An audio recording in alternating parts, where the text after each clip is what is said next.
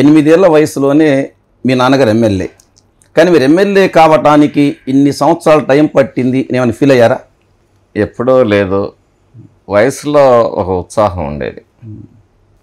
పని చేయాలి, ఈ ప్రాంతంలో వెనుకబాటుతనాన్ని, మరి రైతుల కష్టాలు తీర్చాలి. అప్పట్లో కూడా ఈ జరివాగు వరిక పూడిసెల ప్రాజెక్టు, ఇవి నినాదాలు అప్పటి నుంచి మేము చిన్నప్పటి నుంచి వింటున్న నినాదాలే. అలాంటి పరిస్థితుల్లో ఉండేది. కానీ రాజకీయాల్లో కొండంత బలం కన్నా గోరంత అదృష్టం గొప్పదని పెద్దవాళ్ళు చెప్తూ ఉంటారు.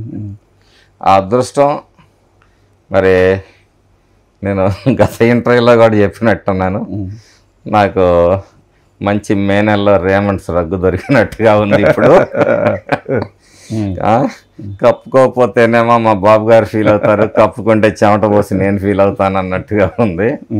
అయినా కర్తవ్యం కోసం మనం ఏదైతే బాధ్యతను స్వీకరించామో దానికోసం మరి నా శక్తి వంచన లేకుండా నేను నడుస్తూ ఉన్నాను.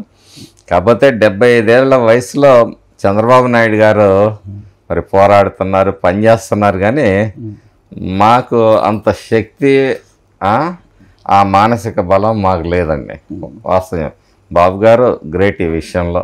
మేము అనుకుంటాం అన్నమాట, ఇప్పుడే మనం ఇలా ఉన్నాం, బాబు గారు ఇంత యాక్టివ్గా ఇప్పుడు పనిచేస్తున్నారు ఈ వయసులో అని చెప్పేసి.